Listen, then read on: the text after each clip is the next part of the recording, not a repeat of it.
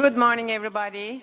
Welcome to a wonderful third day of the summer school. And we're going to start our session with two Unctad experts speaking on market power and concentration, Stephanie Bleckenberg and Rashid Bouia. Floor is yours, Stephanie.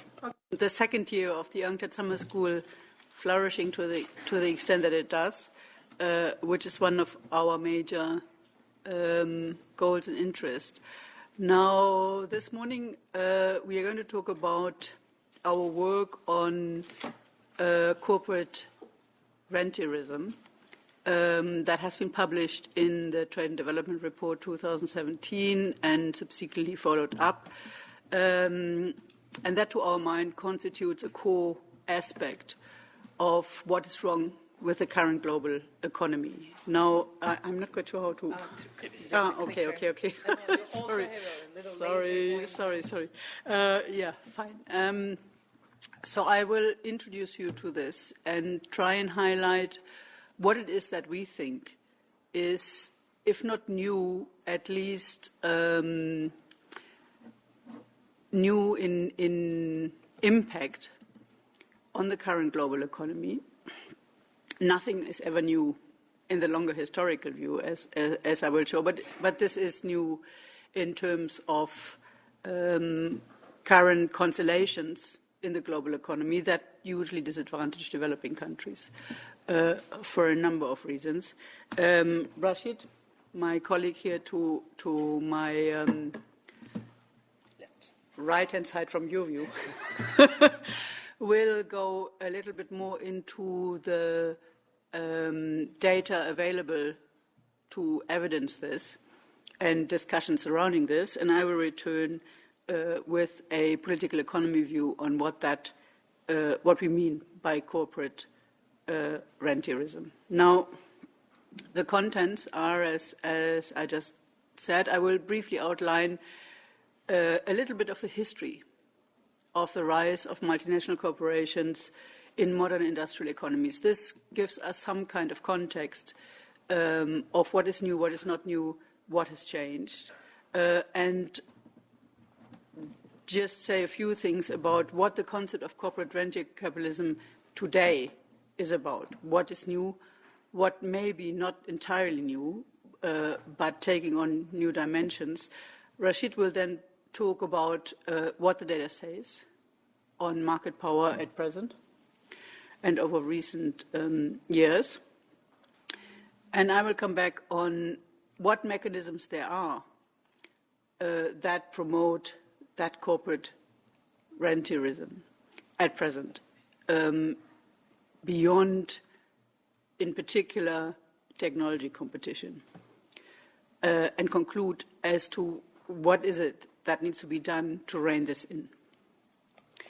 Now, to start off with a brief historical overview of the evolution of multinational corporations,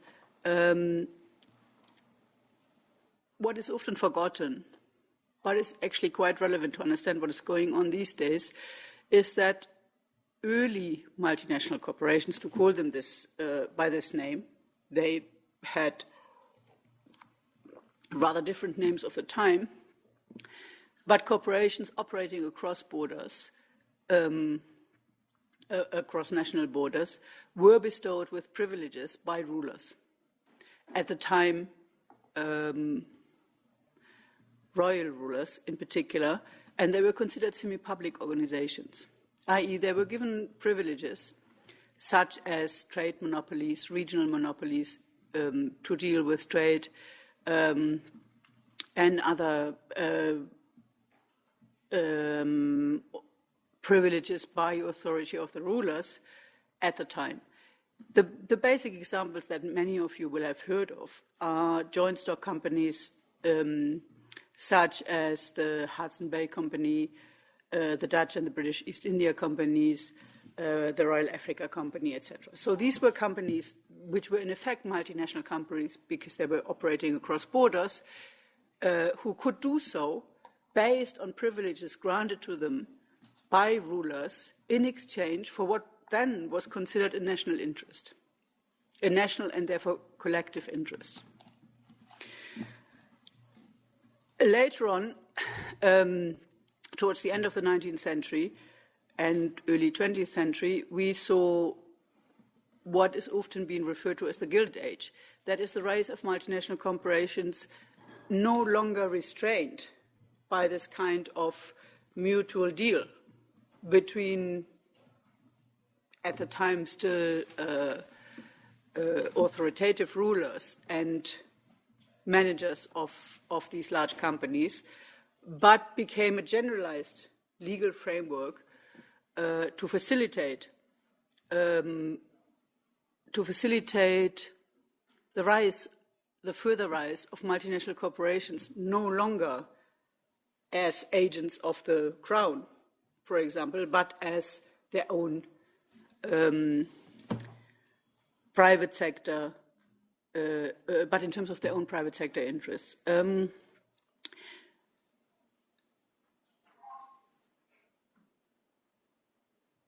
Such generalized subsumption of what used to be privileged deals between state and, at the time, crown agents and private companies became generalized legislation. And a core example of this is limited liability, or the foundation of shareholding companies, which comes pretty much to the same thing. I can't go into this into more detail right now, but this was absolutely fundamental to allow larger and cross-border operating multinational corporations to operate in ways that would shift risk away from creditors, away from that would shift risk to away from their shareholders to creditors, employees, and society at large. This has been in place and has been considered an indispensable aspect of the functioning of multinational corporations ever since, emerged, broadly speaking, in the second half of the 19th century into the 20th century, but has since been questioned and considered a particular legal form of multinational corporations that has subsequently facilitated their proliferation. Now, the 1930s and 40s are not of disinterest in the sense that while multinational corporations surged at the end of the 19th century on the back of what I've just explained, the 1930s and 40s, 20s included to some extent, were of course a period of huge global economic instability, rising financial instability, and subsequently wars and economic protectionism. Now, that was a period where the multinationals that had been forged in the generalization of what used to be a privilege granted by the crown, by the state, were establishing generalized forms of shifting risk away from shareholders to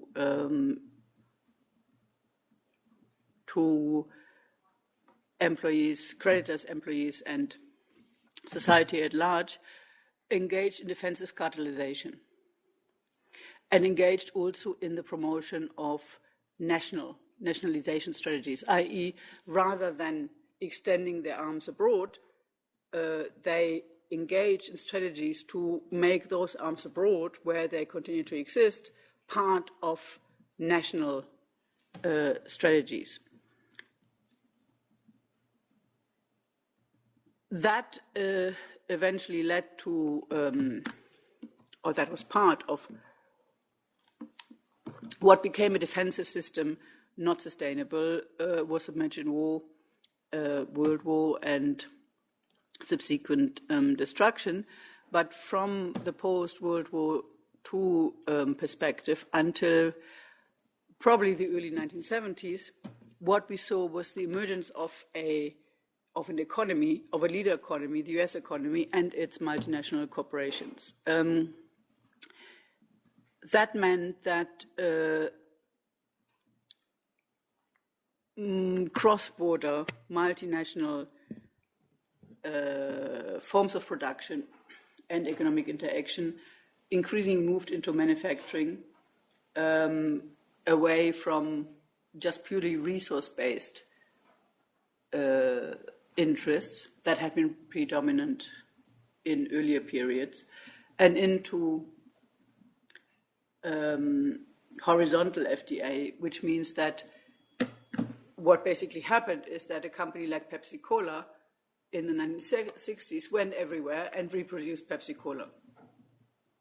This was not a process by which multinational corporations, largely dominated by US corporations, integrated production processes along the chain of production, but instead went for what is often also referred to as shallow integration, i.e. just simply reproduced what they did in the US abroad.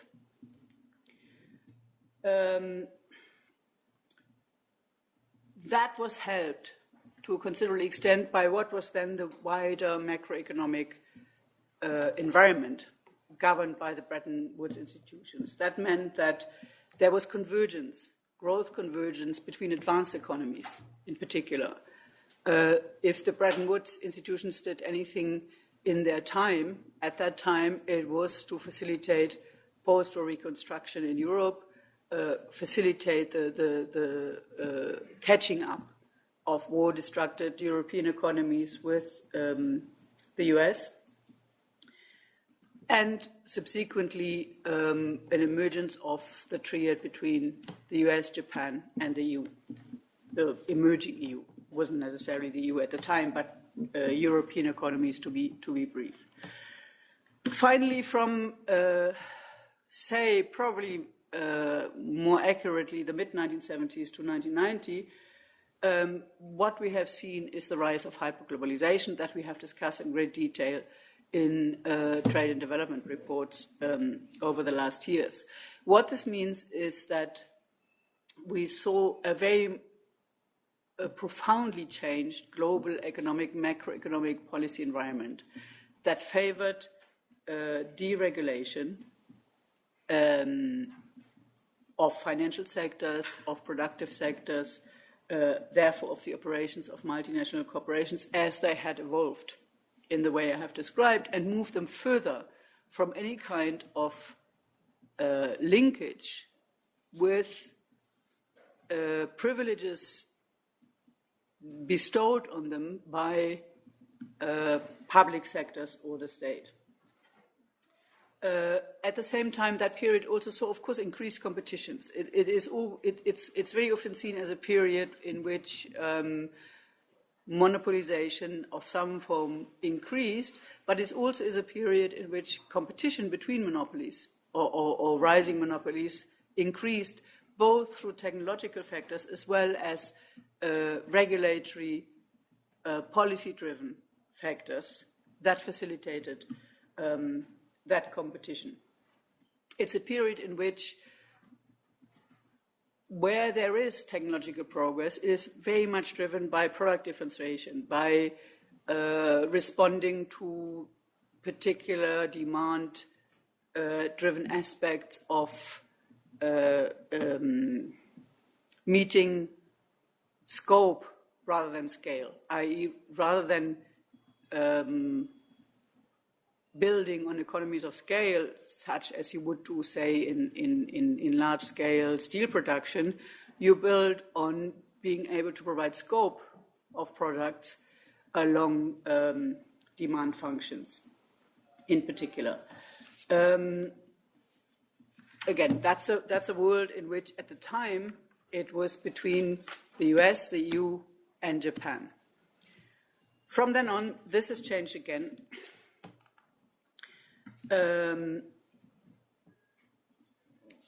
Since, broadly speaking, from probably the early 1990s, maybe the mid-1990s, what we see is the financialization of the global economy. Now, other people have spoken on this. I don't need to go into detail in this. It basically means that from a firm perspective, and in particular in a multinational corporate perspective, what happened was that firm strategies shifted from being governed by, say, engineers who knew their business and who looked at long-term investment opportunities in terms of technological opportunities, shifted from that to being run by investment funds and managers who were interested in to what extent your ratings in stock markets, your assessments in stock markets, your valuation in stock markets would shift from one quarter to the next quarter to the next quarter. Right. So that fundamentally is describes financialization to an extent in that the strategies of large multinational corporations, who you have to remember were invested in big-time physical investments in resource-intensive areas, in manufacturing areas, in trade-intensive areas, etc., geared their operations toward making short-term financial profits in the stock markets rather than considering their longer-term investment strategies from the point of view of technological interests and possible opportunities arising from this. While FDI expanded in this period, it was therefore also, this is a period where we have been disrupted continuously with the 2007-2008 global financial crisis only being the most obvious example, being continuously interrupted by financial crisis. There have been 70-plus financial crises across developed and developing countries since the mid-1990s. At the same time, what emerged in response to these, if you like, possibilities from the point of view of multinational corporations were also a different type of organization that is much more difficult to map, i.e., we weren't looking any longer at clear legal formats that would define what an enterprise is, what a multinational enterprise is, but we would be looking at legally very intransparent and legally very complex, to put it this way, organizations that operated networks both in terms of physical manufacturing organization and organization of production chains, as well as operating accounts in terms of reporting of financial profits made. Okay, so this briefly sort of summarizes that we are looking at a long history where multinational corporations, even in their early functions, were organizations that were endowed by states with certain privileges in exchange for therefore providing what was then considered, may not now be considered, national interests. That kind of implicit contract broke down, and we see through the centuries an emergence of multinational corporations that increasingly work for themselves, for corporate profits of some version or the other, without any such, with a link towards any kind of public responsibility, collective responsibility, however understood in historical terms, weakening and quite frankly disappearing. So if we are talking, as we have in the TDR 2017, of corporate rentierism now, what do we mean? What exactly is new? Now, what we think or let me put it this way, nothing ever is new. As I've tried to point out through the history, there is a historical development that gradually emerged that means that nothing is ever entirely new. But what we are looking at now, in our view, is that whereas we can look at the emergence of multinational corporations in very early periods as some kind of an exchange for public privileges granted and national interests, as understood at the time, granted in exchange, and subsequently, towards the end of the 19th century, multinational corporations emerging in then and now advanced economies to put it briefly, to pursue certain productive interests under very much deregulated structures that did not tie them any longer to any kind of national or wider collective interest. What we see now goes further. It goes further in that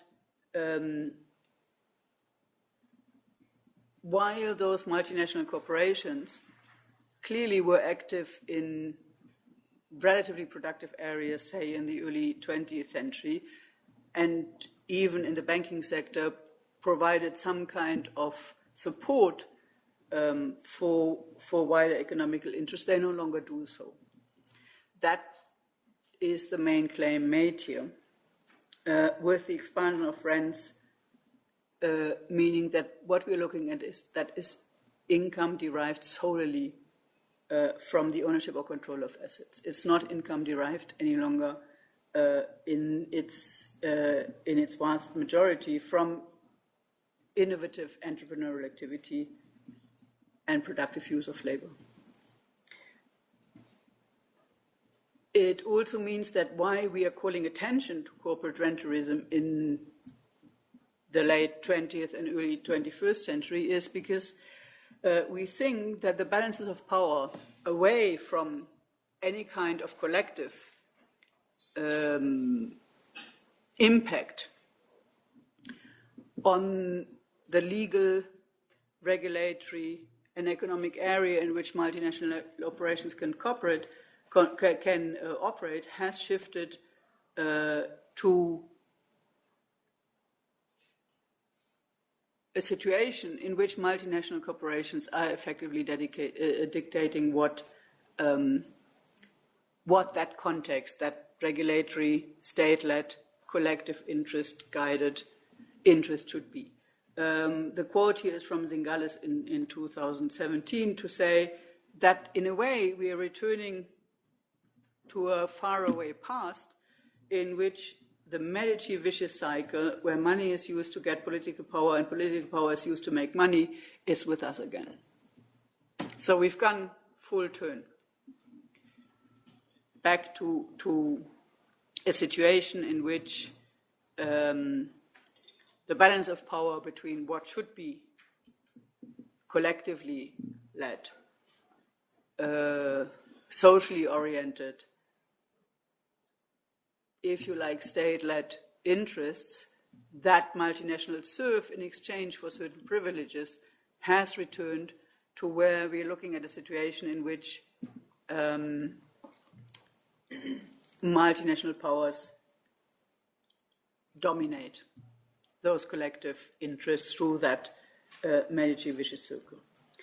Okay, so now I'll hand over to Rashid for us to have a look at what the actual empirical evidence is and what current discussions in this context are. So thank you, Stephanie. So market power is an abstract and compound concept that it is very difficult to comprehend in one unique dimension. So from a statistical point of view, there are several potential measures of market power.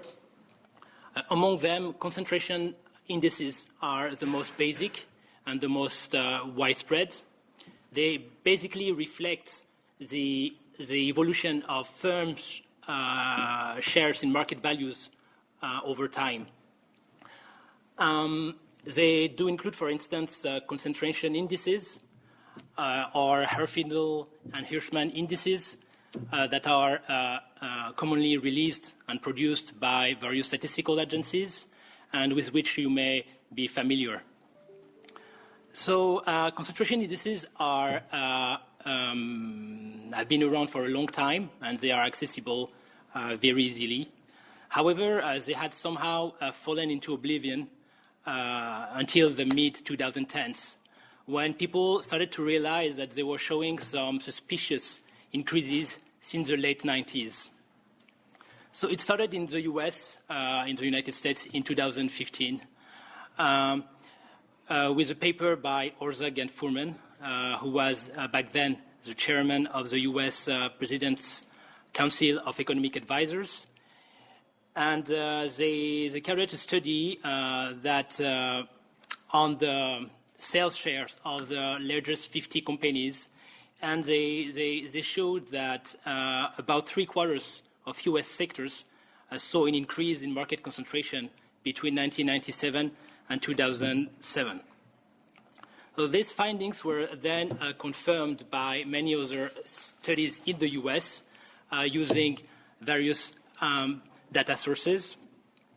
So this graph here is extracted from a study by Gruen, Mankey, and Michaeli, and it was initially published in 2015. So it shows the Herfindahl-Hirschman index, so the concentration in this index for the US for all industries. So it's the average between 1972 and 2014. So we see that the index is actually rises steadily between the late 90s until the end of the sample period in 2014. And the surge represents almost 70%. Another important finding of this study is that the rise in market concentration is widespread across all industries and not limited to certain sectors. In the US. Yeah, in the US. In the US.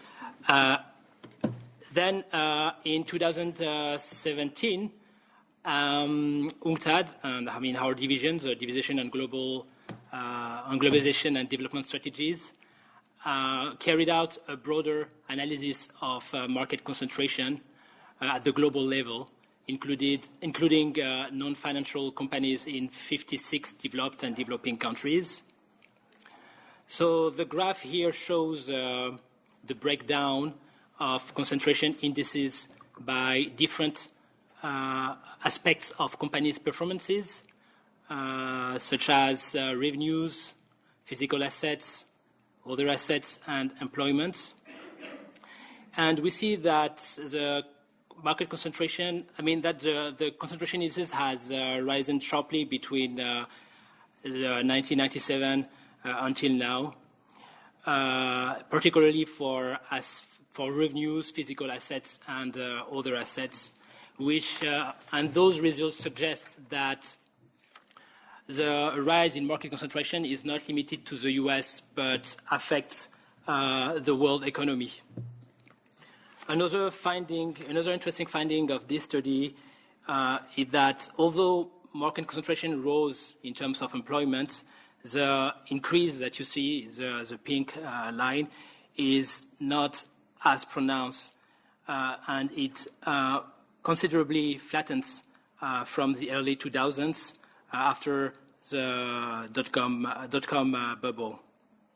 So this widening gap between concentration indices in terms of revenues and assets on the one hand and employment on the other hand reflects the wider distributional impact of market concentration. In other words, firms with market power, dominant firms, do not generate as much employment as they concentrate and accumulate revenues and assets. Concentration indices are not a flawless measure. They do include some biases, some limitations. There may be, for instance, a bias in the presence of non-competitive products within the same classification group.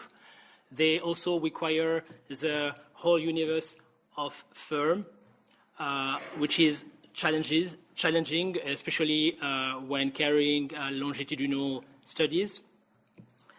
However, the consistency of the results across studies, as well as the magnitude of the increases since the late 90s, are such that there is no longer a doubt that market concentration is rising across sectors and across countries, with super champions reaping higher benefits. So as I mentioned earlier, there are, measuring market power through market concentration only is challenging. There are other measures of market power that are based on, actually there are two other measures that are based on two different approaches or definitions. The first one is related to the ability of firms to charge prices that exceed the marginal costs of production. Under this definition, market power is measured through markups, which are the ratio of price to marginal costs. The second definition is related to the ability of firms to obtain excess or extraordinary profits, or in other words, economic rents. So both measures present their own and specific data and methodological challenges, but they both point to a rise in market power since the late 90s, especially in the hands of a very small fraction of incumbent firms.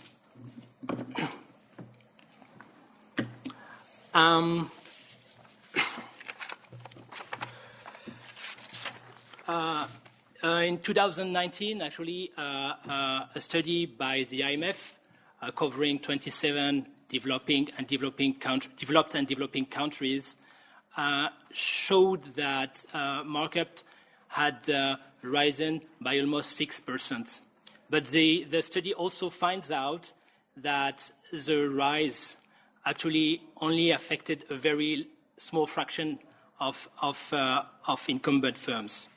So, as shown by this graph here, firms in the top decile of the markup distribution increased their average markup by more than 30% between 2000 and 2015, while the rest of the 9 deciles, the red line, reports an increase of just 2%. So those results by the IMF are actually match the findings match the results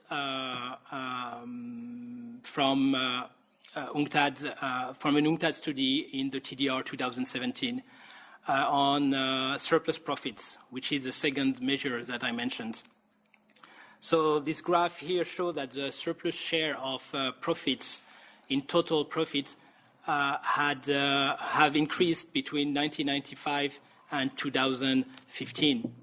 Especially, it stood at, in average, 4% in the period of 1995 to 2000, and it now reached, in the most recent period, 2009-2015, 23%.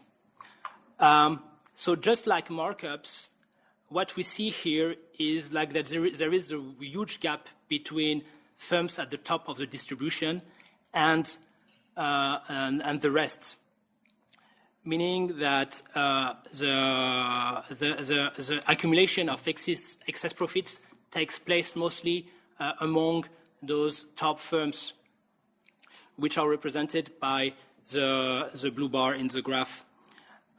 So the gap used to be around 11 percentage points in 2001-2008, and it's bigger now in 2009, 2015, and reaches almost 70 percentage points. So the narrative, the market power narrative is also in line with recent macroeconomic trends that are observed in the world economy, such as the decline of the labor share. So this graph here is extracted from a study by Karabar, Bunis, and Niemann in 2013, and it showed that the average global labor share, so the red line here, had decreased by almost 5% between 1997 and 2013. So so actually, the rise in market power fuels the decline of the labor share for two reasons. The first reason is that, like dominant firms with market power in their product market can pay a price above their marginal costs and then earn excess profits, as I mentioned earlier. And all those excess profits will accrue to shareholders. The second reason is that dominant firms in their input markets can pay less for that input than it will than it will add to their marginal revenue. So in both cases, there is a greater share of a firm's income that goes to shareholders. So I'm just going to end with the last macroeconomic trend that is supporting the rise in market power, and that is the decline of the rate of investments. So this graph is also coming from the IMF study in 2019, and it shows that investment has been sluggish between over the last two decades, and this despite failing borrowing costs and rising expecting returns on investment as measured by the Tobin skew, which is the ratio of the market value of firms to the book value of their capital stocks. So in other words, capital growth has slowed over the last two decades, while the rise in the Tobin skew, which is a standard measure for investment opportunities, suggests that it should have remained robust. So just to summarize my presentation, so we've seen five measures, five actually indicators that are supporting that are like an empirical evidence of the rise in market power, three of which are direct measures of market power, and that are concentration indices, markups, and surplus profits, and two other are macroeconomic trends that are supporting the theoretical framework underpinning the rise in market power. So I'm going to give the floor back to Stephanie. Thanks, Rashid. Very briefly, that means that there is more than solid and quite detailed empirical evidence that shows that market power is increasing. Of course, behind this are political economy discussions. For example, the extent to which that rising market power may be a natural consequence of technological developments rather than of other developments. What our notion of the rise of corporate rentierism is saying is that while technological developments may facilitate incumbent market power, i.e. the market power of companies who have first developed certain technical opportunities. What you will have seen in much of discussion, the big tech companies have subsequently used whatever incumbent power they may have had to further expand their market power on the basis of influence by money and lobbying on political and regulatory measures. And beyond that, as far as new technologies are concerned now, I don't know who of you has heard of the Cambridge Analytica scandal. That goes straight to the politics of things and is perhaps an extreme case of this. But we have seen, and that makes corporate rentierism these days different from what it used to be in the early 20th century and what evolved after the Second World War. It is an outright political machinery that reproduces itself, in our view, through the rising, through the weakening of state powers, the rising of lobbying powers and private interests promoted through these to perpetuate monopoly privileges that may have been originally rooted in certain advanced technological investments, but no longer are. Just very briefly, on this slide, what you see are examples of hold on. Oh, yeah, there they go. Examples of corporate rentierist strategies that are not linked particularly to technology. They are linked to regulatory and lobbying powers. The first is use of patent rights, IPRs. Right. This we have in the TDR 2013 this graphic that you see on the your side, left-hand side of this that shows in the red lines what the rise of patent regimes was. So that it shows a rise of protection of company-level patents in Brazil, China, and India, and at the same time charts to what extent this benefited US affiliates as opposed to local companies. Local are blue, US are US representative of internationally operating companies are green.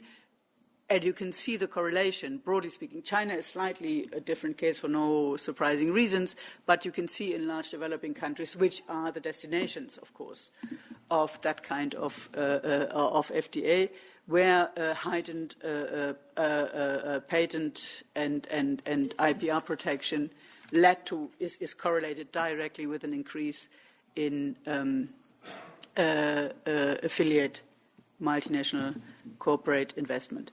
Other areas which we explore further in that TDR, but which also have been through the press endlessly, concern mega privatization schemes in many developing countries, in developing and advanced countries in public services, that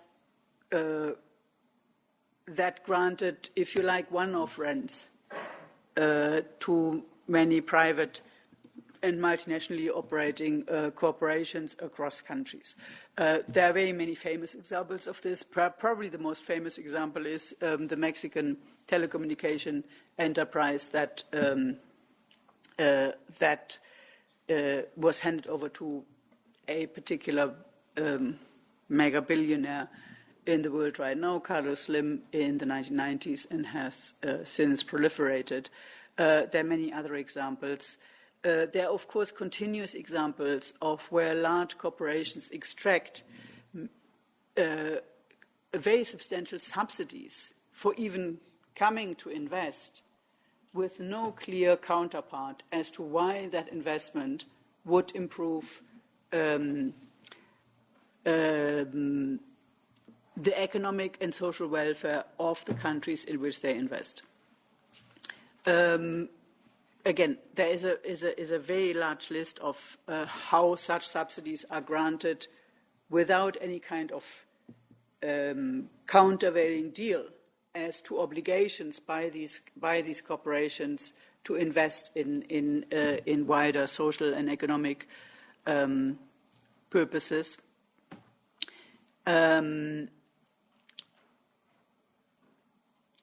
just to flag this very briefly, the branch I had works on financing for development issues, and the current financing for development agenda that is promoted by international organizations and many leading member governments and states does look at achieving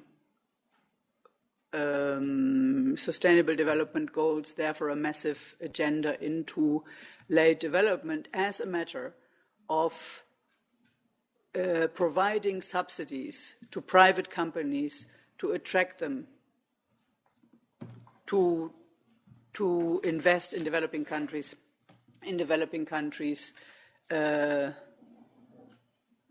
investment needs, so to speak, which are, as you will be aware, often long-term structural investment needs.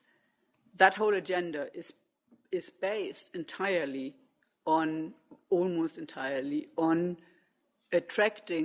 passively attracting private investment through humongous subsidies.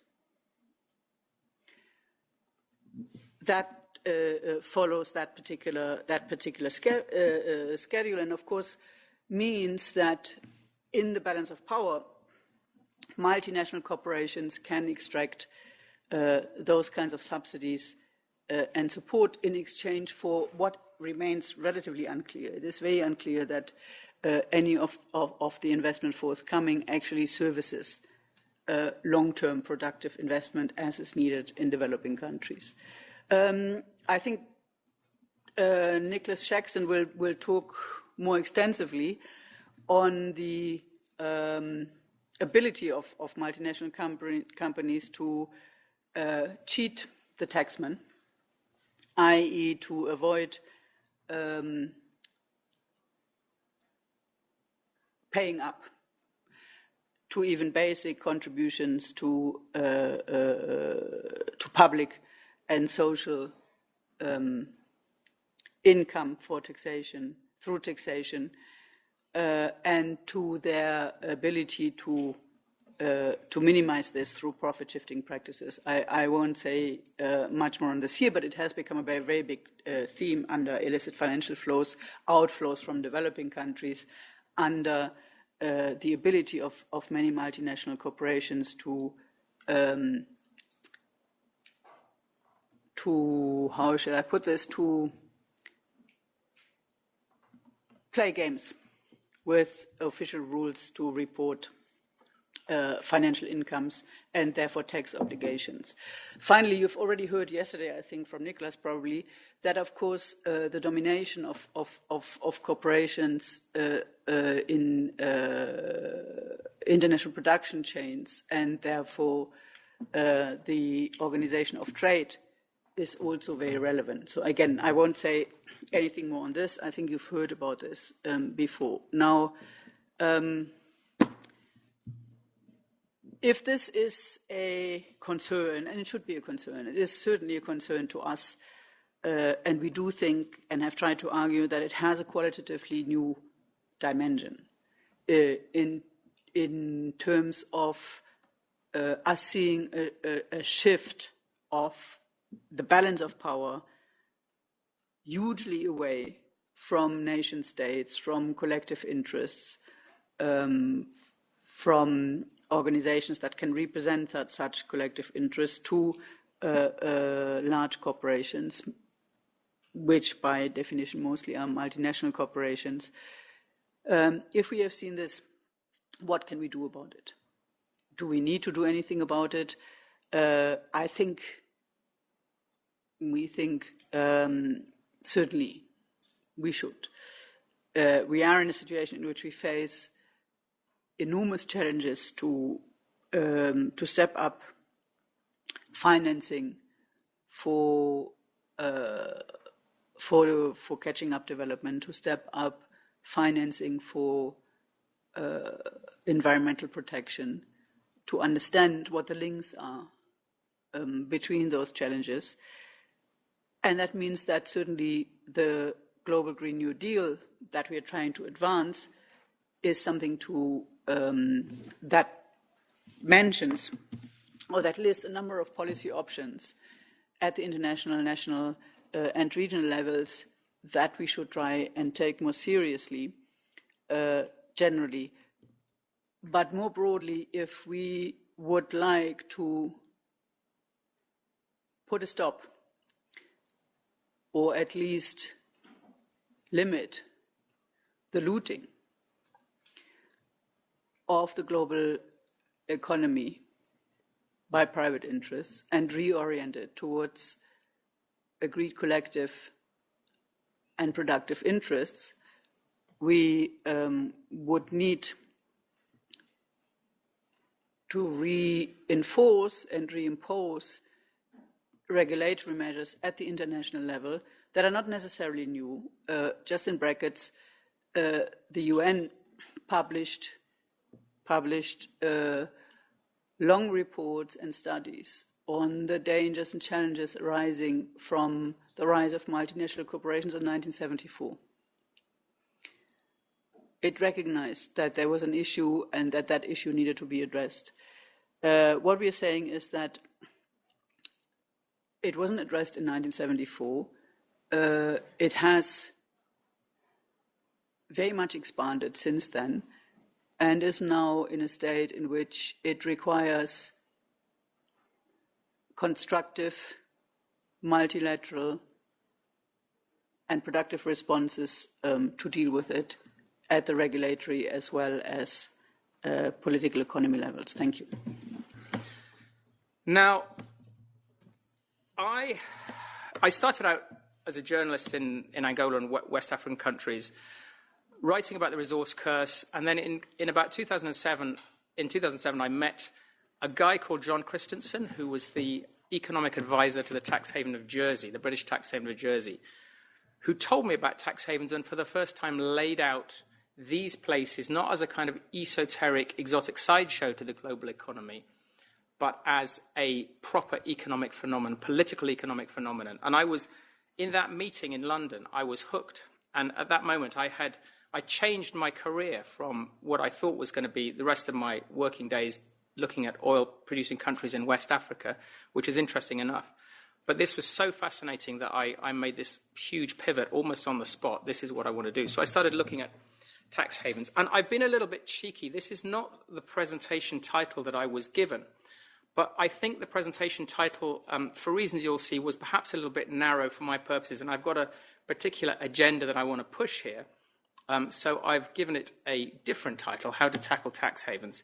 And I hope you'll forgive me for that. And I hope you will forgive me as well. Forgiven. Okay.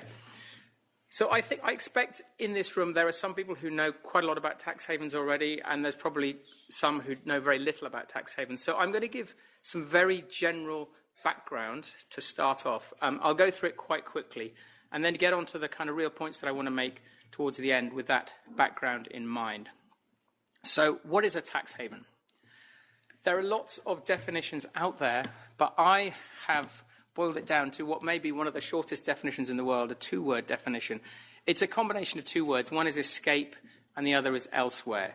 You take your money, or sometimes yourself, somewhere else to escape the rules that you don't like, to escape the rules of civilized society. Those rules might be tax rules, but one of the great misunderstandings about tax havens, the term itself is a misnomer. Tax havens are not only about tax. Tax is, in some senses, a minor part of what's going on in tax havens. Obviously, the other famous part about tax havens is secrecy. Everyone knows, most of you, or maybe all of you, have heard of the Panama Papers scandal, the Paradise Papers scandal, Luxembourg leaks, all of these things. Secrecy was a big part of it. I've also currently am in the middle of writing a draft looking at the linkages between monopolies and tax havens and monopolization behavior in tax havens, and I'll send it to you guys for some comments before I publish it. But it is a very simple, it's just another kind of these incentives that countries give. You know, we're going to give you a free pass on monopolies. And sometimes countries will say, well, we must have a competitive antitrust system. In other words, we want to attract the multinationals for the sake of something called national competitiveness, which is a a crazy term that needs an enormous amount of unpacking. But if you think about something like that, how ridiculous it is, we're going to let you come in and monopolize and make super profits in our country. That's the competitiveness saying. And you can boil that down to let us make our country more competitive by reducing competition in our markets, which, if that sounds crazy, it's because it is. Other aspects of tax havens: lacks corporate governance, lacks financial regulation. That's a huge one. Another of the chapters in my book looks at the City of London, the UK, particularly as having been involved in this competitive deregulatory race with Wall Street ahead of the global financial crisis, and how the City of London was absolutely central to what happened in the global financial crisis. And here's just one example that I pulled up. The amount of assets and entities and vehicles and arrangements that are put in tax havens is immense. And they're put in tax havens sometimes for secrecy reasons, but often because there is very little regulation in these places and they can do things they're not allowed to do at home. Again, this concept of escaping regulations. So here's just a quote in one of the US inquiries after the global financial crisis. There's a disturbing pattern in the last few years of London literally becoming the centre of financial trading disasters. And if you look into some of the biggest ones that happened around the global financial crisis, you will find London played an absolutely central role. And for me, it's kind of offshore. They came out of Wall Street. They couldn't do these things at home. They came to London. So here are some rankings. There's two rankings. One is the Financial Secrecy Index, which was first produced in 2009. They are produced every couple of years now. And this is a ranking based on a qualitative measure, how secretive is each jurisdiction based on their laws and practices, combining that with a quantitative measure, how big is their kind of cross-border financial sector, to create a ranking. And you won't be surprised to see Switzerland at the top of the latest one. You may be more surprised to see the United States in second position. Cayman Islands, no surprise there. Germany in number 7. Taiwan. Dubai is a massive one. And very recently, they've just produced, the Tax Justice Network has just produced their first corporate tax haven index, which again is based on a scale measure and a measure of kind of, how corporate tax haven like it is, what loopholes there are and stuff. And again, here we have British Virgin Islands, Bermuda, Cayman Islands at the top. Now, you'll see some of these here are in blue. Those are all British territories. They're either overseas territories, like the British Virgin Islands, like Bermuda, like the Cayman Islands, or Crown dependencies, like Jersey, Guernsey, the Isle of Man, and a couple of British Commonwealth countries. And in my previous book, Treasure Islands, I look at this as a kind of a follow-up to the British Empire. Britain kind of withdrew militarily and diplomatically from countries around the world. But this new kind of financial network thrown across the world by these tax havens became a central part of British what I would call industrial strategy. It's not really the right term, but British development strategy. Let's build up the City of London. Let's build up finance. And this tax haven network. So in some respects, Britain is the most important player. My country, to my shame, is the most important player in the global system of offshore tax havens. So this is one of the two central messages of my tax haven book. First of all, tax havens are not about tax. They're about lots of other things. They're partly about tax. Secondly, they're not where I thought they were. They're in places that are often much closer to home. And another thing that surprised me was just how big the issue is. There are different estimates of the size of the stock of wealth sitting offshore in tax havens. Again, there's no generally agreed definition, so it's all very vague. But the estimates range from 7.5 trillion, Gabriel Zuckman's estimate a little while ago, to Jim Henry for the Tax Justice Network, 40 trillion. Annual tax losses, well, again, this is just one slice of the issue. 500 to 600 billion in lost corporate taxes every year. There's an IMF study and a subsequent Tax Justice Network study which found roughly those figures, of which 200 billion came from lower non-OECD countries, lower income countries. And now that 200 billion is a smaller share of, it's a minority share of 600 billion, but it is, as a share of these countries' economies, a much bigger hit. So lower income countries are suffering more from tax havens than rich countries are, certainly on this measure, but in many other respects as well. I mean, you can think of all the illicit financial flows and the looting of Africa. Tax havens play a central role in that game. Again, it's not all about illegal stuff. This headline here is something I wrote. It's quite a complicated article showing a lot of what gets called legal. If you read media articles about, for example, the Luxembourg leaks scandal, where there was a massive kind of corporate tax avoidance factory in Luxembourg set up by PwC and other accounting firms, the media article always saying, well, it was perfectly legal. What they did was perfectly legal, or even worse, perfectly legitimate. But this article is explaining why so much of what happens, of this corporations getting out from underneath the tax burden, escaping tax, is in a kind of grey area. It's not legal until it's been challenged in court and found to be one side or the other. So please steer clear of this it was all legal stuff that you see all the time. It really annoys me, and it's also wrong. This is another feature of tax havens, especially the small tax havens. They're a kind of pure distillation of what we see in our own countries. I mean, I'm talking about Britain, my own country, which is very substantially the whole kind of society, the political system, the way people think is captured by this idea we must keep the city happy, we must keep the financial sector happy. But in these smaller tax havens, you get an even more sort of purified version of this. They're very good places for studying tax havens, where they kind of equate the national interest with the financial interest. You know, whatever hurts the financial interests hurts the country. And then they have all these kind of spin machines and very well-funded spin machines saying we're clean, we're responsible, we're well-regulated. You'll see it all the time. And if you go to Jersey, they'll give you this fantastic spiel about how we're deeply misunderstood. And whistleblowers are kind of treated as traitors and data thieves and things like that.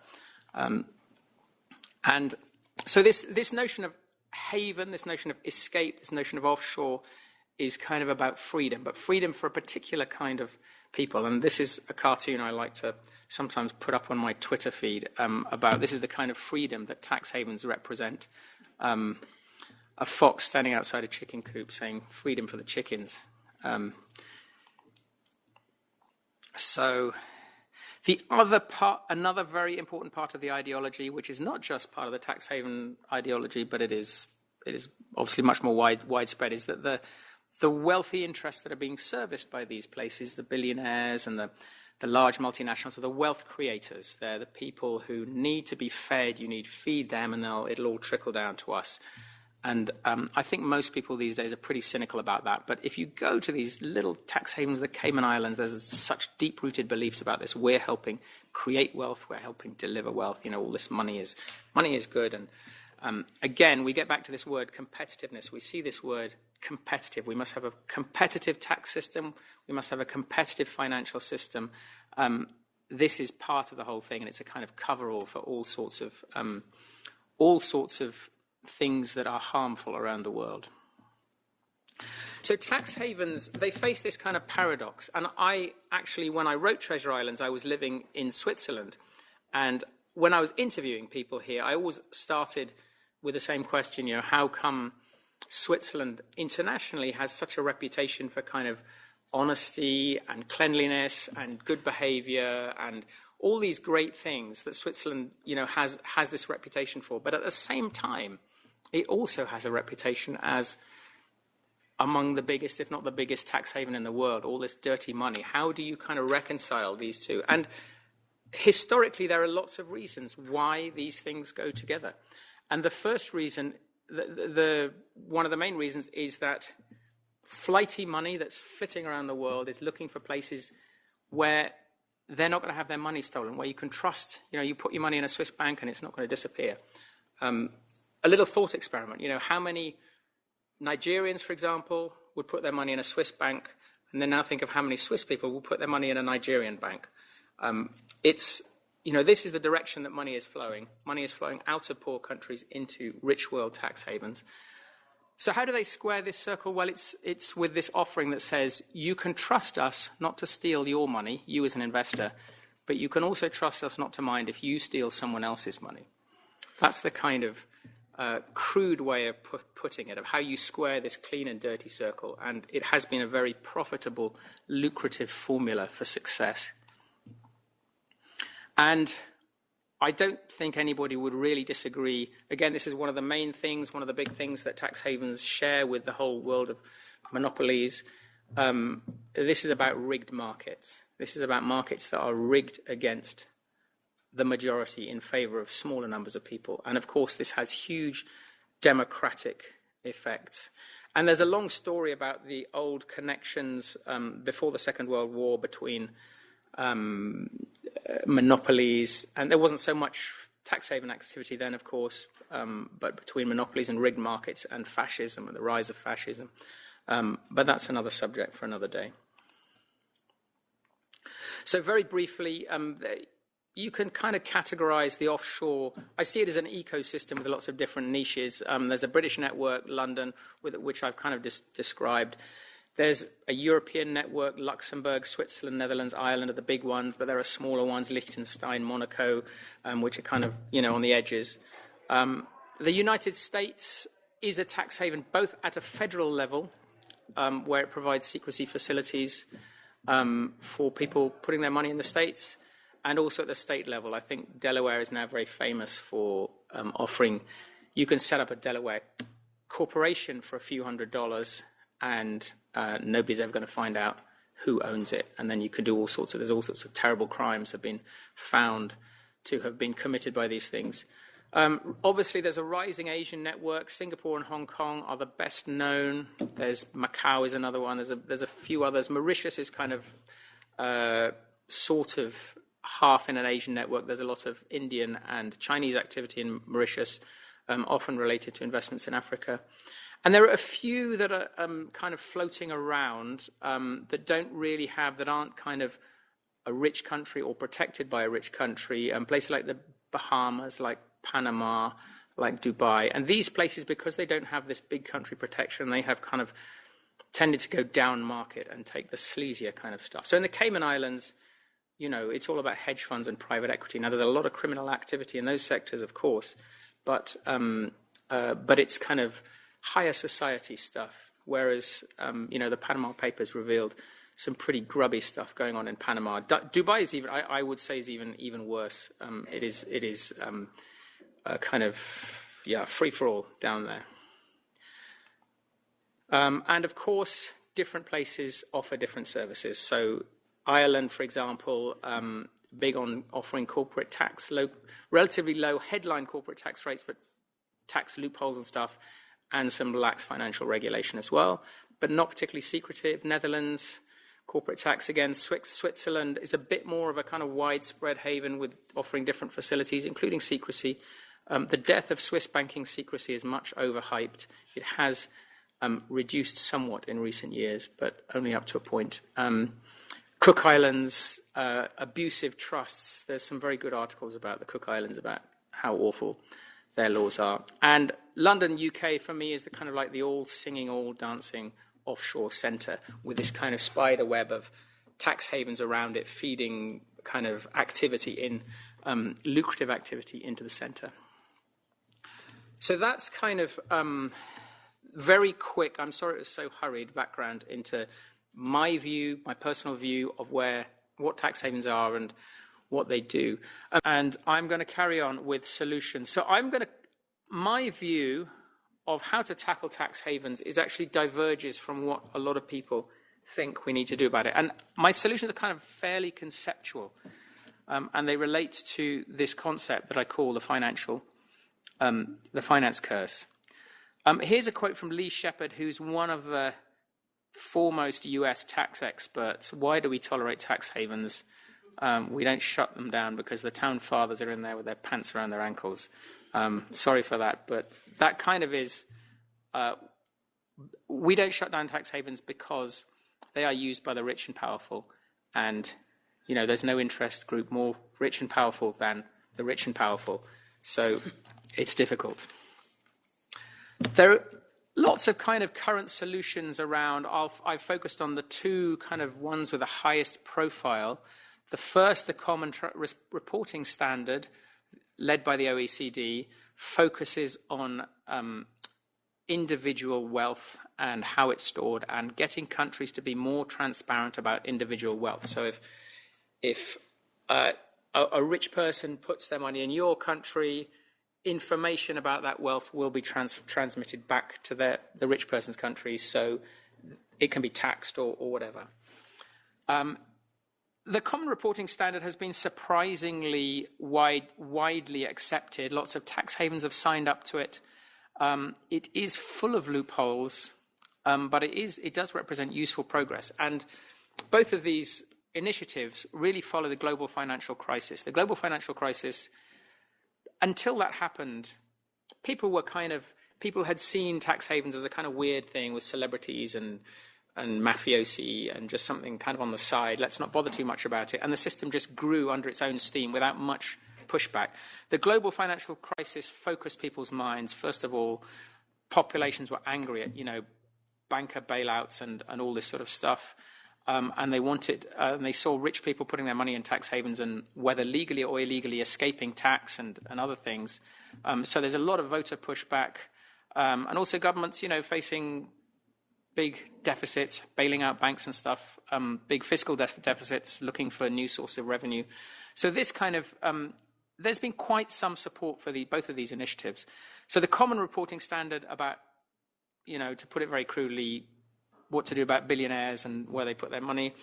The second one is base erosion and profit shifting, the BEPS project, also led by the OECD, which is another collaborative international project to tackle all this global system that multinational corporations, financial corporations have used to escape paying tax. So all these famous cases of Apple, having these subsidiaries effectively nowhere, escaping, $75 billion. All this sort of stuff is in the sights of BEPS, the Base Erosion and Profit Shifting Project. And one thing I should say about this, other than stressing that it's an international collaborative effort, which I will get to later, that's very significant.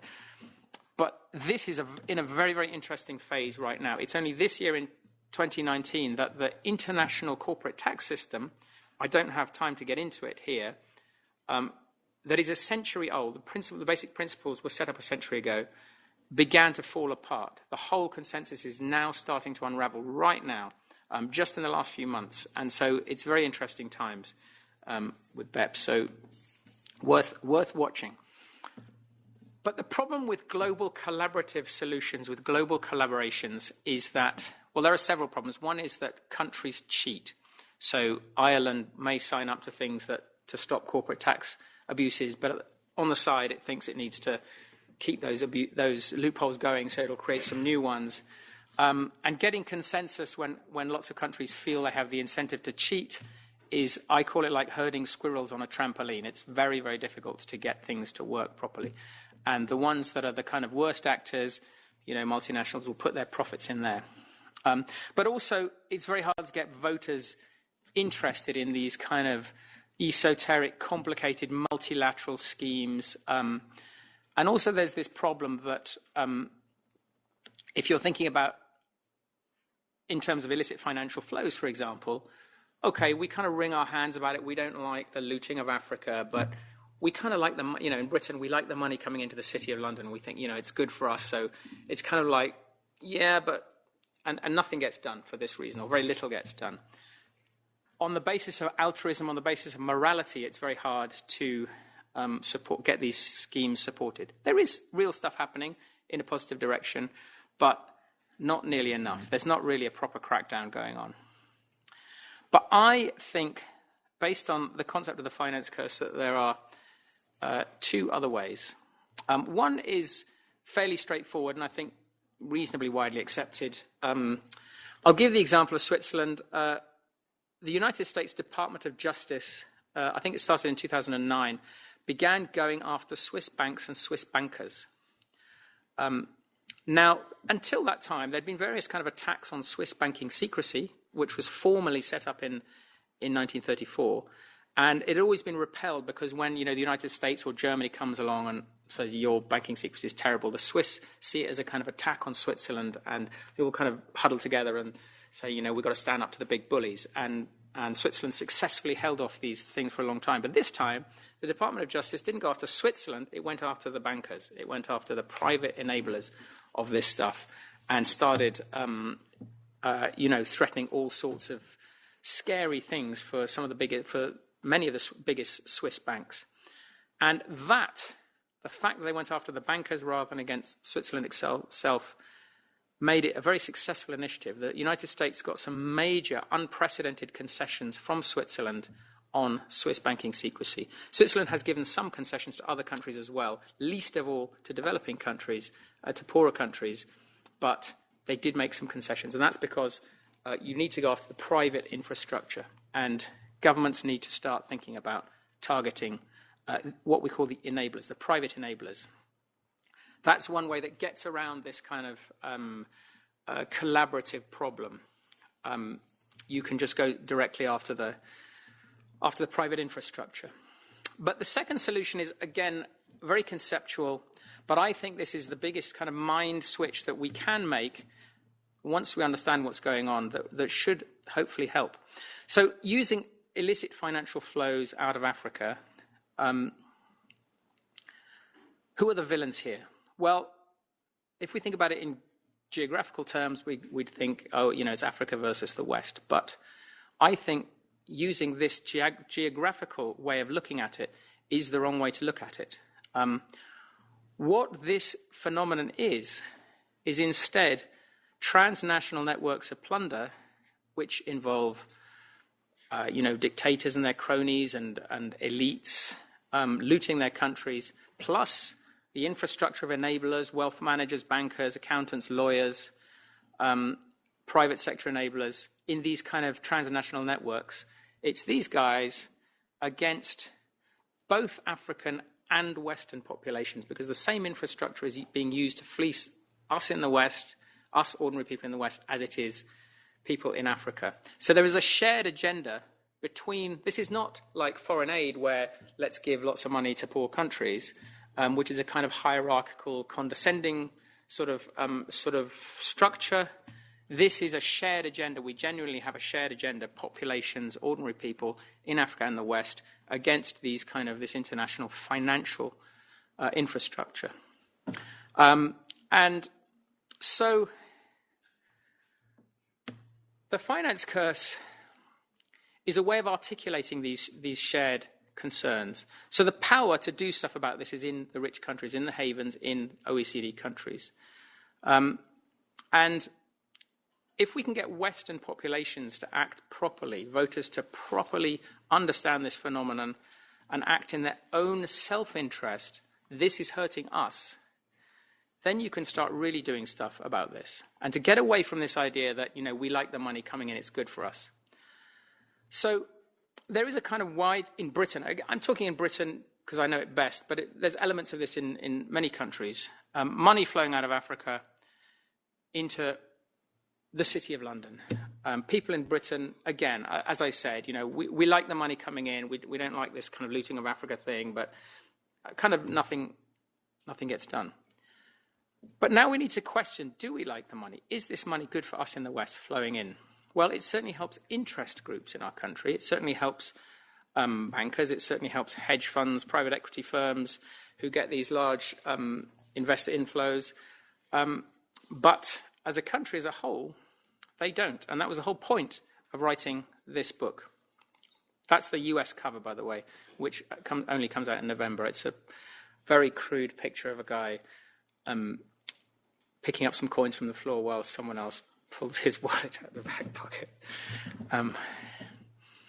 So I started talking to John Christensen, this guy I mentioned earlier, about my experiences in Africa in 2007, The Resource Curse. That's my book about it, and how these countries that produced oil, Angola that I knew best, seemed to be even worse off than if it had no money, no oil in the first place. It seemed to be poorer, more conflicted, more corrupt than comparable nations. And just then there was quite a bit of academic research going on about the resource curse, which is a kind of nuanced thing. I guess some of you in here will know about it. But there's various phenomena going on. There's a brain drain out of all the other productive private sectors, out of government, out of civil society, into the dominant, highly paid sector. You get, of course, rent-seeking, all this easy money flowing, oil money just sort of showering out of these oil wells. And, people, instead of focusing on, building a better economy, building better industries, better businesses, they just sit back and focus on ways to get access to this main source of money. Oil prices gyrating up and down. Angola, when I was there, by the way, according to IMF data, 99.5% in the mid-90s of its exports were either oil or diamonds or refined oil products. That figure today is, on my last calculation, 99.6%. So it's very hard for these countries to escape this dominance. Poor governance, inequality, of course, between the dominant sector and the others. Dutch disease is another, it's a kind of price-related thing. When all this money comes in, it can raise local price levels in your economy, making it harder for certain sectors, tradable sectors like manufacturing, to compete. But what John Christensen and I were discussing was that, he said, I was describing this stuff, and he knew something about it already, but he said, this is Jersey. This is what's happening in Jersey. The same brain drain out of all, in Jersey case, it was out of tourism, out of government, of course, out of, what little manufacturing there was, into finance, into offshore finance, into creating secretive trusts. The same rent-seeking. Economic crises. Well, the cycles are different, but the global financial crisis is an example of a crisis that emerges out of the financial sector. Poor governance. You'd be shocked by what you found in Jersey if you went and looked at what was happening in the government there. Inequality, massive. Dutch disease too. Lots of other factors all come together. There's a real similarity between the resource curse and what we began to call the finance curse. That's why we call it the finance curse. Here is another. This is a kind of just a suggestive graph. This is a thing that the UN Human Development Report does, this thing called GNI per capita rank minus human development rank. It's a pretty crude measure, but what this shows you is that the countries in black underneath the graph, it kind of should be flipped, they're the ones that have done a reasonably good job at translating their GNI per capita, gross national income per capita, into human development. And the places in red and yellow on the other side of the graph are the ones that have done a terrible job at it. And the yellow ones are the oil, mineral-rich countries, and the red ones are the finance-heavy countries. So there's, this is just a very suggestive pattern you can critique. But more interestingly, there's a new literature emerged really in the last 5 years. And this is called the too much finance literature from the IMF and the Bank for International Settlements. And this is the basic relationship. We all need finance. This is a graph of the growth of financial development, the scale of financial development in a country against the economic growth rate, the long-term economic growth rate. And there's lots of graphs, research papers that have come out with this same basic graph. In the middle is the sweet spot. Your financial sector has grown to the optimal size. And if it's not developed enough, you need a bit more finance to support your economy. Once your financial sector grows beyond that size, it starts to harm growth. It starts to curse your economy.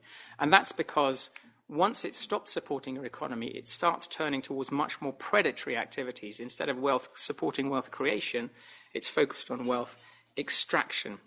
And so a lot of countries, including the United Kingdom, are far on the wrong side of this graph, on the right-hand side of this graph. And it's a relatively new research field, but it's pretty conclusive that too much finance is bad for you. Again, this paradox of poverty from plenty. Paradox of poverty in paradise, as you might call it. And there's lots of other dimensions of damage from having an oversized financial sector. All this money coming in Donald Trump is a creature of capital flight, is a creature of financial flows from the former Soviet Union that helped him rebuild his empire after a series of bankruptcies and all sorts of political issues in there, obviously. You could go back to the Elf affair. I don't know how many of you know about that, but that was a massive scandal that involved kind of offshore finance corrupting the entire French political establishment. British politics is massively corrupted by Britain's role as a tax haven, and one could argue that Brexit and many other ills in Britain are the consequence of this. So that's just a taster of the finance curse. I'm not trying to flog books. There are a couple of papers. There's a couple of papers that I and others have written on this. You could go, if you want to see the kind of background research of that graph I was showing you and many others, you can go to financecurse.net, which contains a lot of that research. But what I'm saying is that at this stage, most people in Britain, in my country, think that our financial sector is good for the country. It delivers jobs. This is the kind of narrative in our country. Delivers tax revenues. Okay, it's got some problems associated with it, but the more finance, more money means we're going to be richer as a country. Once you can demonstrate that actually, if we shrink our financial sector, we are likely to be a more prosperous country and all these other problems will be mitigated, then you start having a real possible agenda for change, because then you can start articulating this shared agenda. You can see how all this dirty money flowing into the City of London, puffing up the financial sector, puffing up the real estate sector, making housing less affordable, pulling people out of, curing cancer or finding a better, designing a better fridge or whatever, into finance. All these different pathologies, all these different problems will be reduced. And then we have a shared agenda. And once we understand this, and we need to crack down on this for our own national self-interest, then I think we have a much more powerful political formula for change. And I think the question now is to try and spread this idea that too much finance can make you poorer.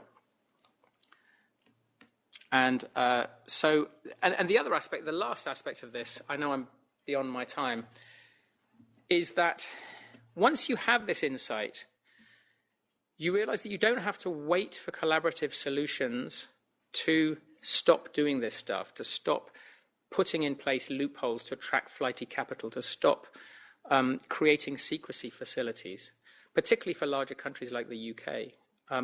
You can act unilaterally. You can do this stuff without waiting for others to act. I'm not saying we shouldn't have these collaborative solutions. They definitely help. But we can act, we can take a lead, we can act unilaterally, we can stop doing this stuff, we can stop running, as Britain, we can stop running this damn tax haven racket, and we as a country will be better off for it. And as it happens, that will help Africa too. So that's my kind of short pitch. It's a lot of concepts to get across, but I hope it's been clear enough. We have Rashmi Banga as a speaker. So I'll give the floor to Rashmi for 35 to 40 minutes, and then we're going to have a Q&A, and then so we'll break for lunch. Thank you, Rashmi. Well, good afternoon. I was meant to say good morning, but it's good afternoon now.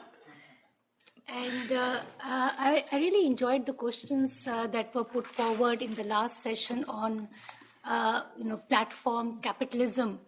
And I have a very challenging task today to talk about the challenges for developing countries. I think the session really flows very well into this. The last session flows very well into this session because there were questions raised, and I hope to answer some of those questions in this session and also generate more questions in your mind. Now, when we talk about challenges for developing countries because of platform capitalism, I think if you look back, where did this platform capitalism emerge from? There was a question, how did these Amazon and Facebook come up? How did they emerge? And the answer to that is the fourth digital industrial revolution. I think that is what really led to the platform emerging in different countries and becoming, taking their own shape. And now we're talking about platform capitalism. Now, if someone asks me, tell me in one sentence, what is the fourth digital industrial revolution? I will say it is the rapid rise of digital content in industrial production. And when I say digital content, I mean higher use of digital services, digital technologies. As a result, your industrial production has higher digital content in it, in all stages of its production. So that means, just to give you an example, in the pre-production stage, you have cloud computing, you have big data analytics, you have computer-aided files, designs. In the production stage, you have robotics, digital services, 3D printing. In the post-production stage, you have e-commerce platforms, you have artificial intelligence, Internet of Things. So all these digital technologies and digital services are actually leading to a different kind of industrial way of producing industrial products, which are more digitalized in nature and which also serve a different objective. So when you wear a shoe today, if it has a digital content, the shoe will tell you your heartbeat, it will tell you how many calories you have burnt, how many steps you have taken, while a shoe that you were wearing before this digital revolution, it was just a shoe. And once you bought the shoe, your relationship with the seller ended. But here, when you buy the shoe, your relationship with the seller starts, it begins. So that is the digital connection that the industrial products have today, which is very different from what industrial products we had before this digital revolution. Now, how does that impact global value chains? One way of looking at it is that it is a big opportunity for countries to upgrade in the global value chain, because if they are able to add digital content in their production, in their exports, they will get higher value for their exports.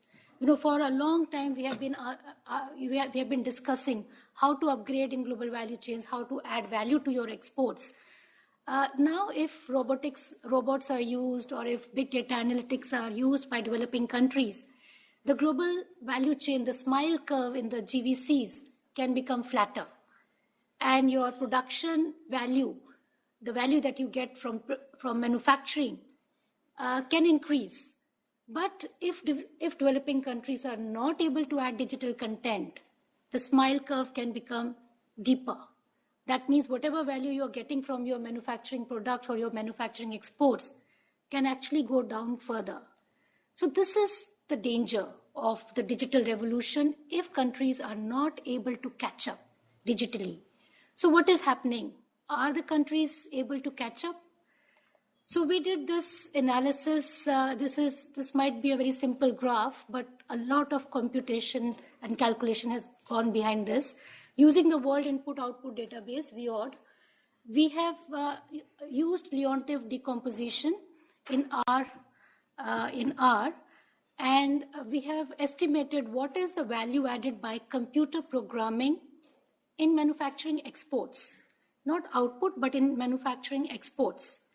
And aggregating this value added by computer programming in manufacturing exports of developing and developed countries, we find that this is rising very steadily for developed countries. But in developing countries, it is actually falling. And if you look at the absolute value of this digital content in manufacturing exports of some of the developed countries, I have listed it over here in the descending order. It is as high as $25 billion in manufacturing exports. The TDR of 2018 in Chapter 3 gives you as a share of manufacturing exports also, value added as a share of manufacturing exports of different countries. But this is just to show you that if you look at countries, the developing countries, and look at what is the digital content in their manufacturing exports, you will find that they stand, you cannot really compare the kind of digital content in terms of absolute value that they are adding to their manufacturing exports to countries like Germany or US. Surprisingly, China's digital content is quite high, and it's more than US. So we know the truth behind the trade war. It is actually technology. So now what is happening is that African countries are really lagging behind in this race, in the digital race. If you look at, this is just while digital goes much beyond ICT infrastructure, I'll come to that. But just looking at ICT infrastructure, if you look at individuals using internet per 100 inhabitants, the blue line is for the developed countries and the red line is for Africa, and your purple line is for developing countries. Look at the fixed broadband subscriptions per 100 inhabitants, and you see the gap is widening. And Africa, with respect to Africa and developed countries, the gap is even widening more rapidly. If you look at ICT Development Index ranking of African countries, even countries like Kenya has more than 100 countries ahead of them.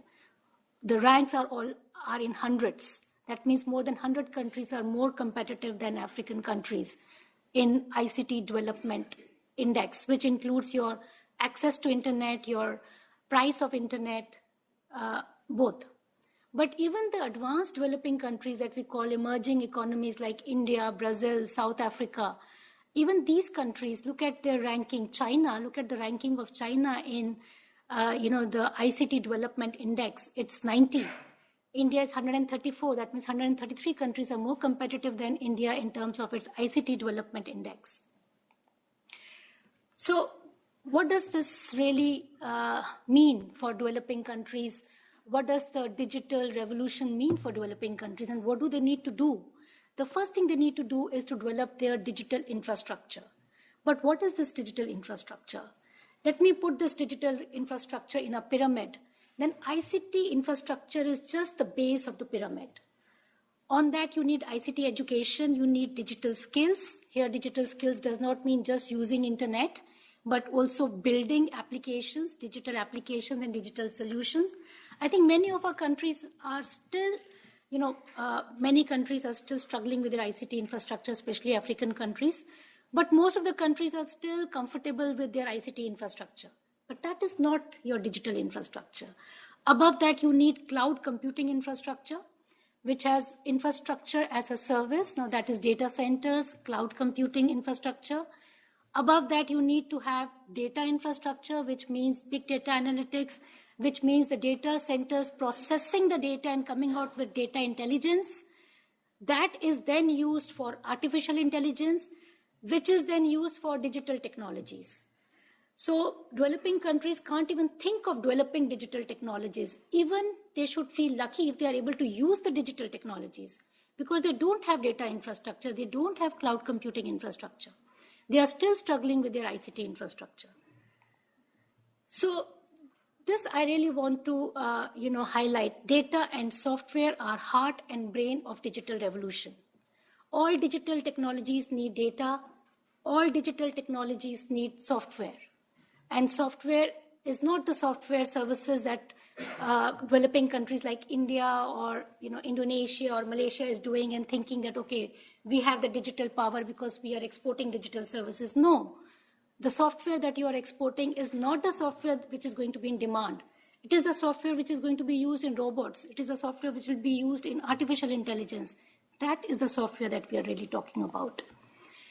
But where does this whole data infrastructure, what is the core behind it? It is data.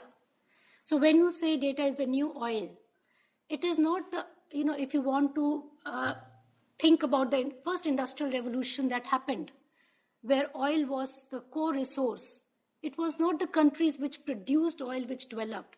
It were the countries which processed oil, which used the processed oil in their factories. They were the industries which developed, countries which developed. So today, if you're generating data, you're not automatically going to develop. You have to process data. You have to understand how to process data. But for that, first you have to own your own data. Do you own your data? If a foreign firm comes to your country, collects data and goes, can you stop that foreign firm? The foreign firm will turn back and say, what law am I breaking? There is no legal, no laws, no regulations, no legislations that say that this data belongs to you and nobody can take the data out of your country without your permission. And who owns the data today? Anyone who has the capacity of collecting data, like Amazon, Facebook, they have the capacity of collecting data, they become the owners of data. And what is that doing to them? when we talk about corporate trend, we've been talking that past 2 days and even in the morning today. Top 2,000 TNCs, I think one of my colleagues showed you that figure. The profit to revenue ratio of top 2,000 TNCs was on an average 7%. But profit to revenue ratios of the platforms goes to something like 20%, 30%, 50%. So if you have that kind of profits, what kind of monopoly power can you have? And what will happen? Big will become bigger. So if you look at top 25 big technology firms, in terms of market capitalization, you find that 14 are based in US, 3 in EU, 3 in China, 4 in Asian countries, and 1 in Africa. In 2015, top 3 big technology firms in US had an average market capitalization of more than $400 billion, compared to average $200 billion of leading big technology firms in China. Apple recently became a $1 trillion company, we know that. But we don't know that this year, every month, the profit of Apple was $1 billion per month. And $1 trillion means a combined economic output of Saudi Arabia and South Africa. So these platforms are becoming bigger than countries now. And that is where the governments are feeling the challenge. So when you say regulate the platforms, are the governments big enough to regulate these platforms? We've always known industry lobbies have been very powerful. Just imagine what kind of lobbying these platforms can do, given their size in terms of, market capitalization. And this is how they are concentrated. Most of them are in US, some in China, and some in other places. But this is a map from the TDR 2018. Okay, so then we talk about platforms, okay, but Amazon and Alibaba, they provide a lot of employment, SMEs can get connected to them. World is open to an SME in a developing country. An SME can export anywhere. Is that true? Let's look at what is the share of different countries in cross-border e-commerce. You find that most of the share is taken by these handful of countries. So total, including China, almost your 88% of market share is gone. And the rest is to be shared with amongst all developing countries. So can linking SMEs help? If you're linking your SMEs to Amazon or to any super platform, what are you doing? You're just giving the data of your SME to them free of cost. Not only your SME's data, the consumers of the products of SMEs data is also given to them. And then the consumers are made aware of the variety of products and the prices of product all over the world.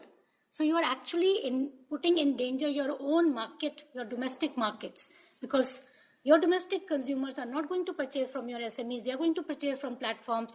But with a click of button, they know what is a better variety available in a different country. And including the shipping cost, it will be cheaper than what they buy from your SME, or better quality, low price. Why will your consumer buy from your SME? And you have connected your SME to a platform thinking that will generate jobs, that will increase the market for your SMEs. Then also you are actually giving tariff-free access to the foreign producers in all sectors, because platforms are selling products across sectors. You're giving access to them, tariff-free access. Because if a parcel comes below the threshold, it is tariff-free. So can your national e-commerce platforms compete with super platforms? That is another question to really think about. I can give you an example of India. There was this national e-commerce platform, Flipkart, coming up, which was competing with Amazon. And Amazon did a predatory pricing. It is there in records that almost it spent, $2 billion to outcompete Flipkart. Finally, Flipkart was sold to Walmart. So this is what is going to happen to national e-commerce platforms. So when the governments talk about, we have to develop national e-commerce platform, you have to protect them. They are infant platforms. Just to give you an example, there is a Chinese platform called Kiku, which sells only Chinese products in African countries. Many African countries are inviting this platform to their countries, thinking their SMEs will benefit, but it is selling only Chinese goods. One lesson, why not have an African regional platform selling only African products all over the world? Why can't we think in those lines? Another challenge is 3D printing. Now, I know we all think 3D printing is in distant future and it comes, one product comes, it can never challenge mass production. But no, that is not the case. There is this bank, ING Bank, I think from Germany, which has predicted that in 2060, 50% of manufactured products will be printed, 3D printed, which will wipe out 40% of cross-border trade. And there is the latest technology which is called high-speed sintering, which allows a 3D printer mass production of 100,000 smaller components in a day, which is 100 times faster than any machine that can do the job. So this is the kind of technology that is coming, which is a challenge for developing countries, because challenge on various aspects, not just a challenge in terms of, if you are a shoe producer, a footwear producer and an exporter, you protect your footwear industry by having high tariffs, you negotiate in WTO, you have fought hard, and under GATT, you've negotiated high tariff for your footwear. Okay, a foreign firm sits in its home country, sends a 3D printer, electronically transmits a CAD file, and the shoes are printed in your country. There is nothing to stop. How does the government regulate that kind of imports? We have to think carefully about it. Just to give you an example of the 3D printed products, even edible products like pasta is being 3D printed. So you have, shoes, you have clothes, you have toys. So, and here tariffs will not matter. Your FDI policy will not matter because you might say, oh, construction, I want to bring in foreign firms, attract foreign firms, because I know when foreign firm comes into a construction sector, there will be a lot of domestic linkages, more employment will be generated, lot of investments. But sorry, I'm just showing you a house which is 3D printed. It took only 8 people to 3D print this house. And according to Trade Arabia, which is a newspaper, 20,000 units were ordered by Egypt government to 3D print such houses. And you can just Google 3D printed houses. You will know that very low cost, printed using generating minimal employment, and very low cost, eco-friendly houses. Who will not want those kind of houses in their country? So the crux of the matter is data gives comparative and competitive advantages. Today, countries do not own their data. Whoever has the capacity to collect data, they become the owners of data. They use their digital infrastructure, mainly their data centers, their cloud computing centers, to generate data intelligence and then sell back your products through the platforms which are so competitive that your national products can never compete with them. Just to give you an example about Uber. Why is Uber becoming so profitable and so successful? Uber uses the traffic data, the data of people who are traveling, and they use this data to come out with more intelligent digital solutions. They know where will the demand be for taxis at what time, so they can put more taxis there, and a national taxi firm can never compete with that kind of information. So should we have free flow of data? Should we have ownership of data? I think there's a lot of debate around this. The argument put forward for free flow of cross-border data is that data is needed for innovation, for medical advancement. Yes. So you categorize the data for medical data. You say, okay, medical data, free flow of medical data. We will not stop outflow of medical data from countries. But traffic data, no. We don't need to have free cross-border flow of traffic data. But I don't think that kind of knowledge or awareness is being built by the developed countries. They just talk about free flow of cross-border data. They don't talk about what kind of data are they talking about, because really what kind of data they're talking about is the consumer data. They're talking about consumer data. And the arguments they're using is innovation, medical advancement. That is the argument that they're using. So the challenges in terms of, keeping your policy space protecting your policy space. We know what is happening in WTO. Just to give you a very quick background, there is an e-commerce program in the WTO work program. But countries, since this e-commerce work program, there's a lot of discussions and deliberations. The developed countries are getting very impatient, and they have formed a group of 71, now it is 73 countries, which have started a plurilateral negotiation on e-commerce. Now, these negotiations go much beyond e-commerce. They talk about data, they talk about digital issues. The first, and I think there are three sticky points, there are many points, but I'll bring out for discussion today 3 sticky points.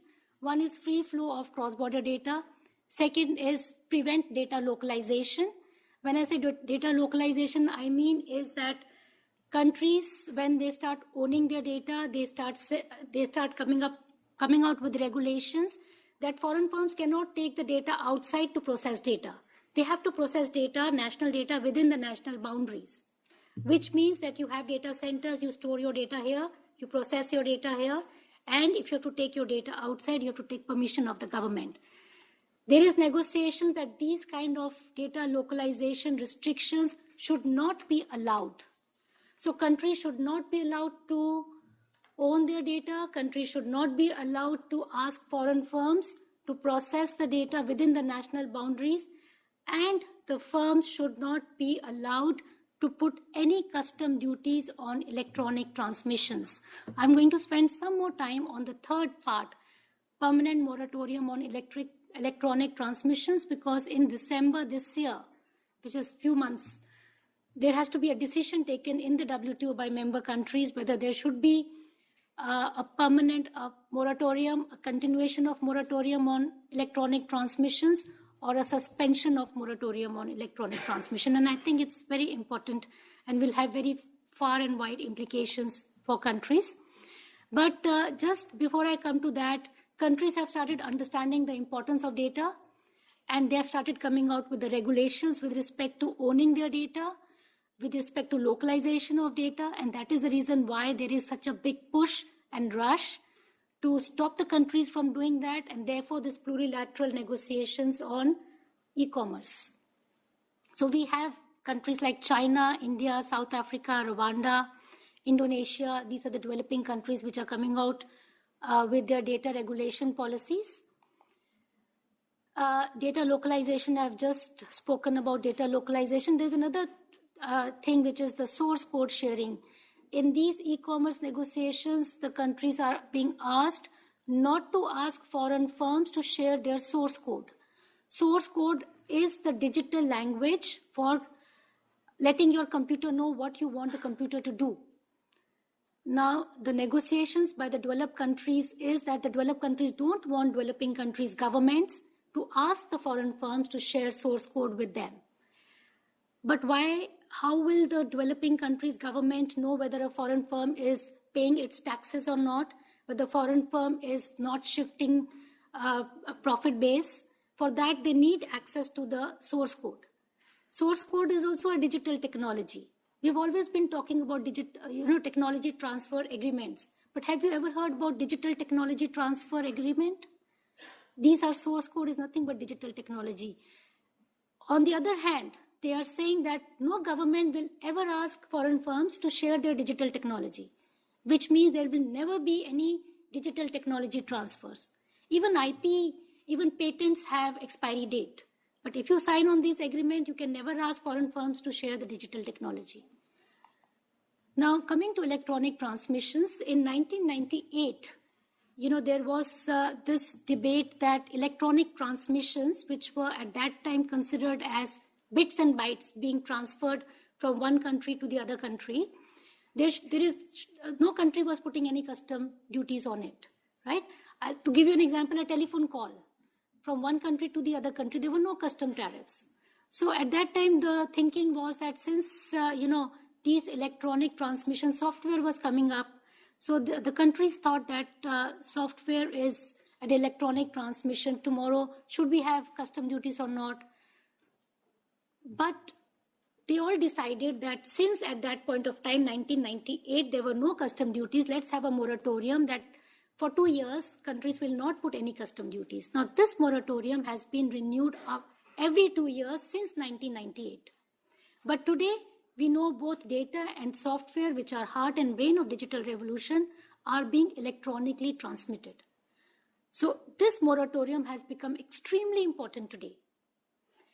We know, there have been studies to see what all are included in electronic transmission. And the definition that has emerged is that all digitizable products should be considered as electronic transmission. A digitizable product can be defined as that product which was first being traded physically, but now it is transmitted electronically. For example, music. You were first, exporting CDs or importing music CDs. Now it is downloaded. Books, you have e-books.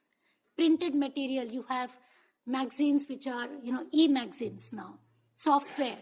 So all these products which can be digitally transmitted electronically should be termed under electronic transmission. So we have come out with a paper. This is the Unctad research paper 29. This is available online. And this paper looks at what is the implications of no custom duties on electronic transmissions for developing countries. And it estimates that out of 95 developing countries, 86 are net importers